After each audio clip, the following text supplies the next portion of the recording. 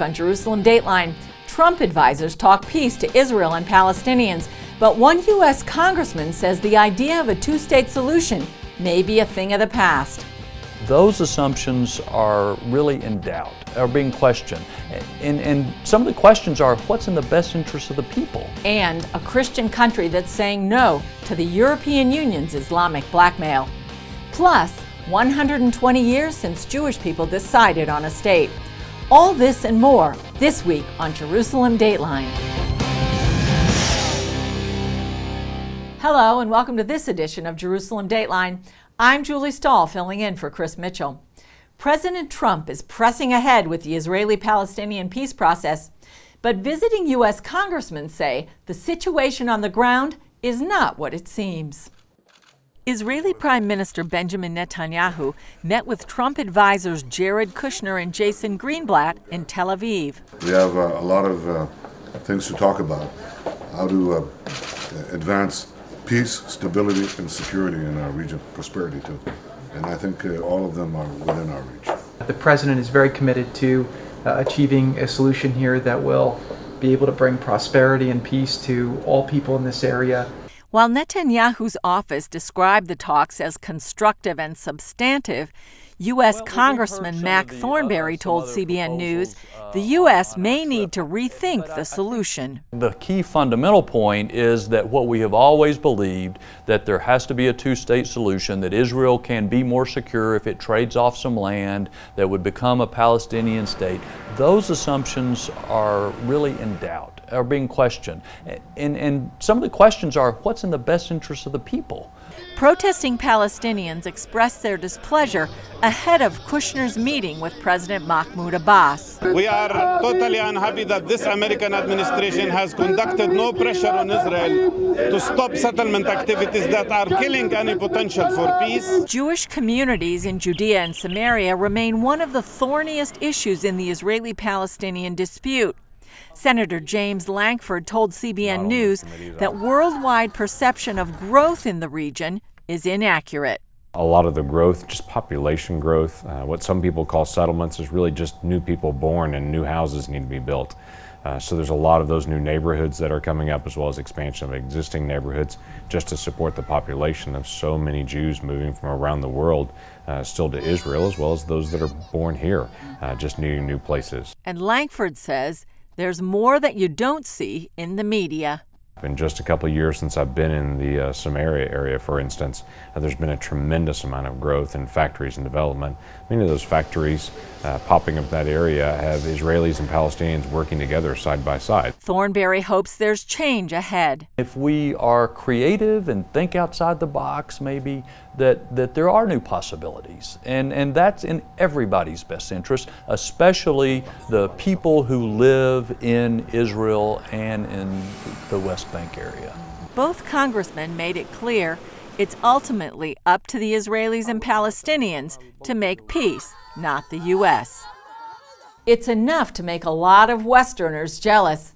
A nation that has rediscovered its Christian roots, has closed its borders to illegal immigrants, and has rewritten its constitution to protect the family and the unborn. Dale Hurd reports from Budapest on a renaissance of Christianity in Eastern Europe. In a time when most of Europe is in the grips of atheism, there is a nation where Christianity seems to not only be holding its own, but some say is thriving.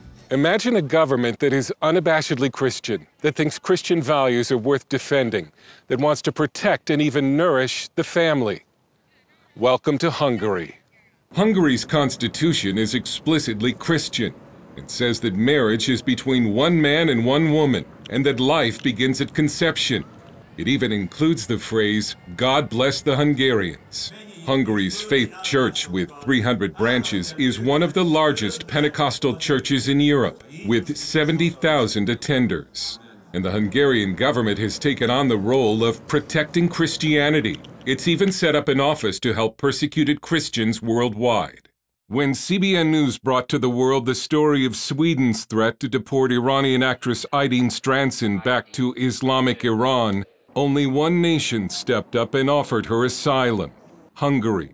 The Hungarian government says taking in persecuted Christians is our moral and constitutional duty. Hungary wants to protect the European values, the European Christian and Jewish values. Hungarian policy analyst István Podas says Hungary has only returned to its roots as a historic bastion of Christianity, dating back over 1,000 years and despite almost 200 years of Muslim Ottoman rule, and after World War II, Soviet communist domination. Secretary of State Zoltán Kovács. You have to stick to your traditions and legacies. Europe's legacy is a Christian legacy. Not necessarily in a religious form, but most definitely in a cultural form. And it's this belief that has Hungary locked in a battle with the European Union over migrants. Mr. Orbán has accused the EU of trying to Islamize Europe.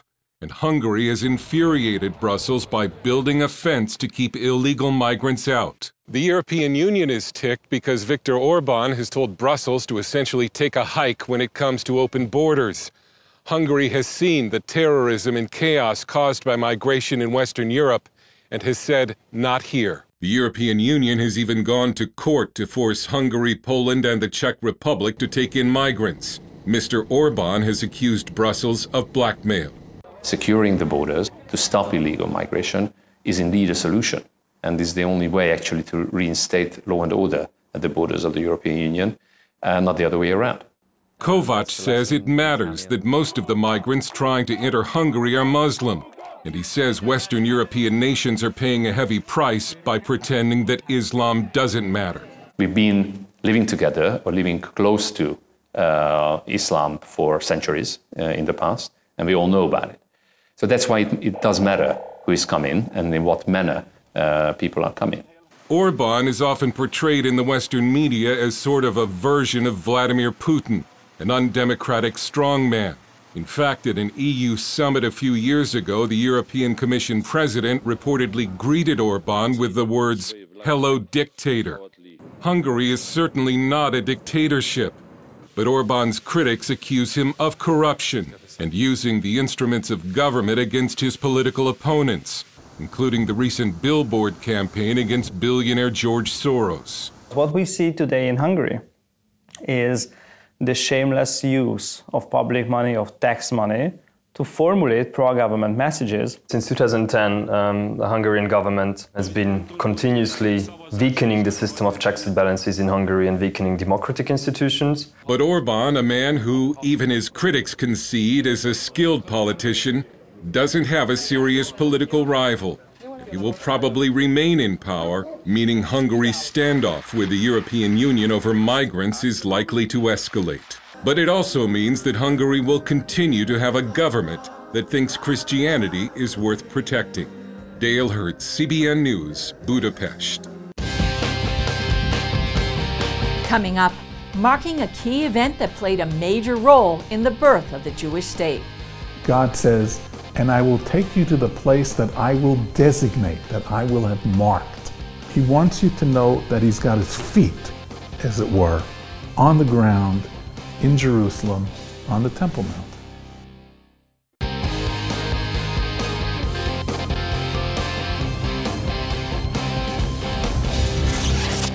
As Israel approaches its 70th anniversary of statehood, a key event in Switzerland more than 100 years ago was instrumental in the birth of the Jewish state. In 1897, Jewish leaders from around the world gathered in Basel, Switzerland, to discuss the idea of a Jewish state. They were trying to combine the practical with the ideal. The ideal was to establish a Jewish state, but there were already practical steps on the ground. Historian Michael Widlansky says Jewish pioneers were already here trying to farm the barren land. Theodor Herzl said, "We need a state." And he predicted that in 50 years from 1897, there would be a Jewish state. And sure enough, there was. Herzl, a Viennese journalist, initially believed the Jewish people should assimilate into the Christian world to be accepted. That changed after he witnessed rampant anti-Semitism in France. Herzl then wrote about the idea of a Jewish state. On August 29, 1897, he opened the first Zionist Congress, declaring they were laying the foundation stone of the house that would shelter the Jewish people. The Congress wanted to set up an idea, a program. They called it the Basel Program. It was a very starry-eyed program, but with its feet on the ground. According to Widlansky, the initial goal was the organization of various Jewish groups worldwide. They wanted to get them together on the same page, organize financing, organize transport, continuing organization for bringing people from many, many countries, different languages, into this faraway country that was mostly desert. And again, they succeeded. He said the name Zion pointed to the importance God himself put on this place. It comes from the Hebrew term Tzion. Tzion literally means the place that God made his mark. He signified it.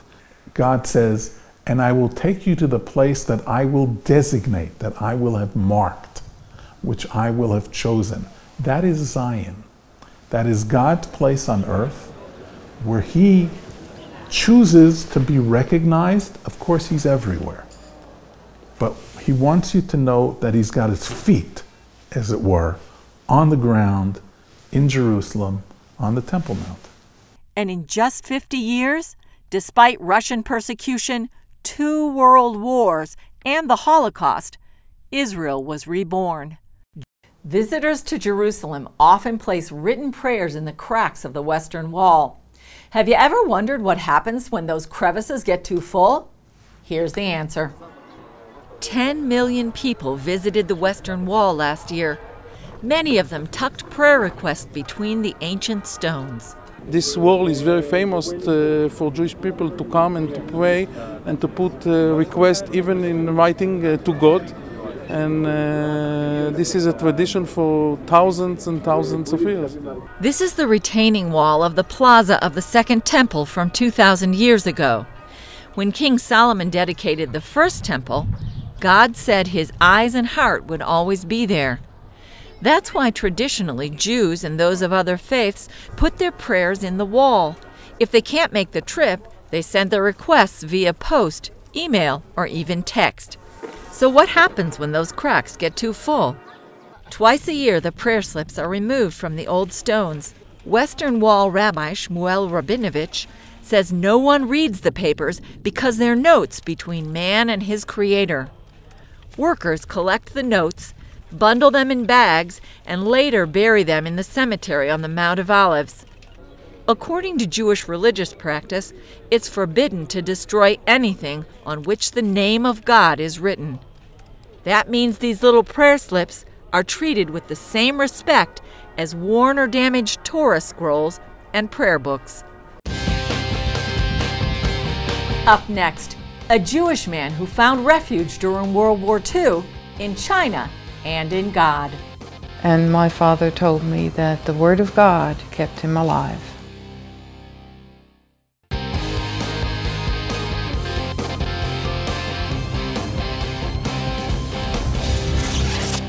During World War II, European Jews who could escape the terror of Nazi Germany fled to some of the most unlikely places. Here's the story of one man who found refuge in Shanghai, China, and in God. It was part of history that no one can forget. During the reign of Nazi dictator Adolf Hitler, Jews lived under daily terror. Their synagogues were burned, and millions were sent to concentration camps. 6 million perished. Some nations opened their doors to the fleeing Jews. China was one of them.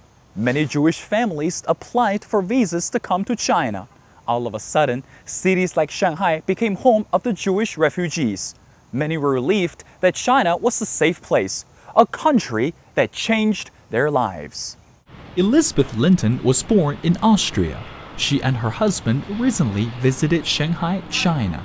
Not for sightseeing, but in memory of her deceased father, Michael Weiss, who came to Shanghai after fleeing the Holocaust. Weiss was born in Vienna, Austria, after Hitler overran the country.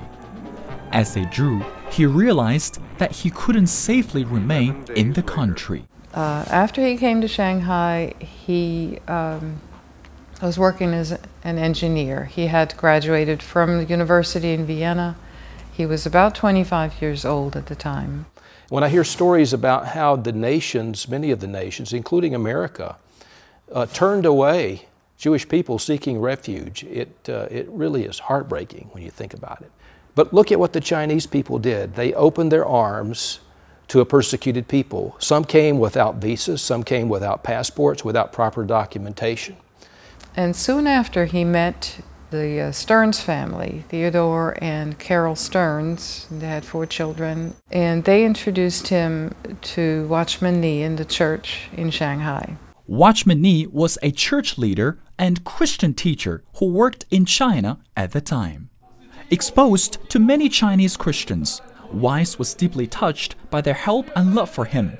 He learned about the Bible from the Chinese Christians. Watchman Nee gave him the name Johannes, and Johannes stands for John. Just when Weiss thought things would get better, the Japanese military invaded Shanghai and he was taken prisoner and sent to a concentration camp. During the imprisonment, he was threatened numerous times with death. However, Weiss only did 2 things: read the Bible and pray. Weiss could not return to Vienna until the end of World War II. He immediately started a new life. And he prayed. I have many prayers that he wrote down for his children, that we would come to know God early in life and embrace the faith in God with all our hearts. Today, as she walks around the Shanghai Jewish Refugee Museum, she was drawn to all the memories here. It made it real that he was here, and especially the name of John that was given to him. Johannes Michael Weiss passed away in 1983. With a degree in theology studying, he never stopped giving praises for the Chinese who introduced him to the Lord. And my father told me that the Word of God kept him alive. Mengfei Li, CBN News. Coming up, archaeology from the early church and the Bible. Finding something like this is so far the height of my career.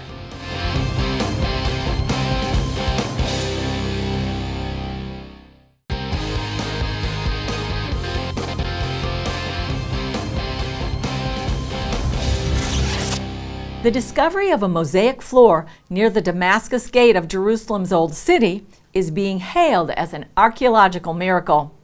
Here's what Israel Antiquities Authority archaeologist David Gelman had to say about the find. A find like this is extremely exciting. It's not every day that one finds an inscription, a direct letter from someone from almost 1,500 years ago. The excavation uncovered a rather large room with a mosaic tile floor. Most of the mosaic tile is simple white, but in this area we uncovered an inscription in black tiles.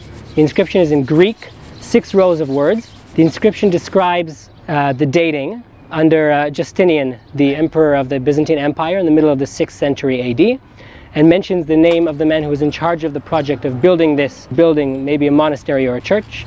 His name is Constantinius. The same man is mentioned in a separate inscription inside the Old City in the Nea Church, the new church of Mary Mother of Jesus. This teaches us that Constantinius was in charge not only of that single church inside the walls of the city, but also of a complex of churches and monasteries, of which many parts have been uncovered outside the walls of the city. The area here has been the subject of many salvage excavations, among others before building a petrol station and a large city road. A complex of monasteries and churches have been uncovered over the past several dozen years, and this connects us to the churches inside the city. This is along the way, the main road into Jerusalem at the time. Finding something like this is so far the height of my career. Further north in the Galilee, archaeologists believe they've uncovered clues that lead them to the place of biblical Bethsaida. Take a look at what you can see on our social media channels.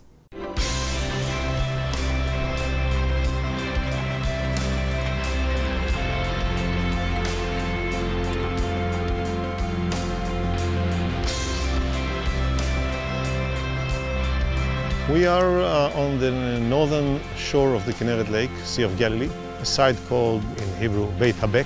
This site was known since the end of the 19th century as an ancient site and one of the three candidates to identify Bethsaida.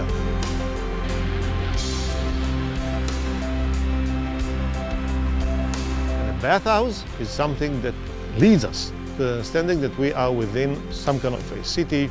Though the dig here is very small, it immediately hinted us to suggest that we discovered the city of Julius. Now, what is the city of Julius? We were talking about Bethsaida. Josephus Flavius, the Jewish historian in the 1st century, tells us that King Philip, the son of Herod the Great, who ruled from here to the Golan, towards Damascus, decided to upgrade the village of Bethsaida and to make it a polis by the name of Julius.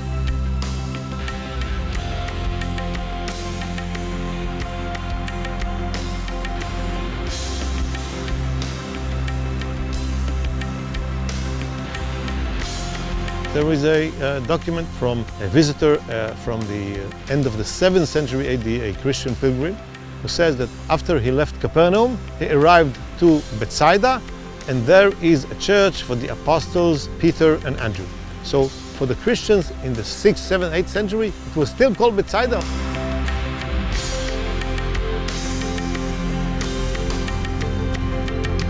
But if we will succeed in proving scientifically that this is the place of Julius, therefore Bethsaida, I think it can be developed into an interesting site for people who are interested in being in the place where the apostles lived.